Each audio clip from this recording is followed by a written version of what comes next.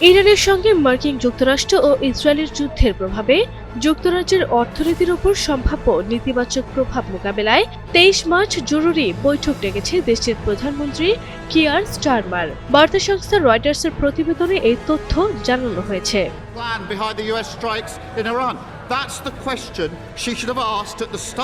Hassle-free জীবনের smart companion Walton home and kitchen appliance.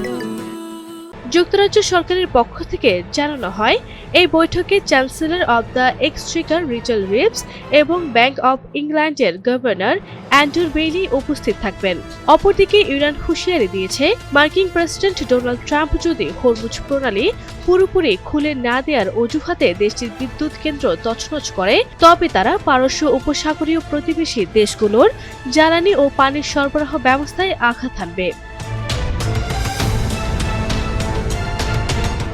বার্তা সংস্থা রয়টার্সের প্রতিবেদনে আরও বলা হয়, উদ্ভূত পরিস্থিতিতে যুক্তরাজ্য বেশ উদ্বেগের সঙ্গে অবস্থান পর্যবেক্ষণ করছে। আমদানি করা প্রাকৃতিক গ্যাসের উপর অত্যধিক নির্ভরতা, টানা উচ্চ মূল্যস্ফীতি এবং সরকারি কোষাগারে টানাটানির কারণে আন্তর্জাতিক বাজারের তুলনায় দেশটির সরকারি বন্ডের দর অনেক দ্রুত কমছে।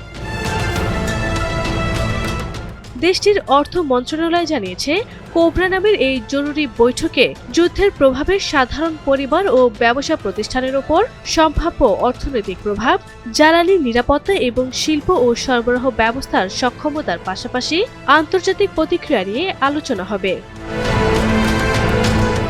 বৈঠকে পররাষ্ট্রমন্ত্রী ইভেট কুপার এবং জ্বালানি মন্ত্রী অ্যাড মিলিব্যান্ডও অংশ নেবেন। রিচেল রিভস জানিয়েছেন, ব্রিটিশ অর্থনীতির ওপর এই যুদ্ধের প্রভাব এখনই নিশ্চিত করে বলা কঠিন।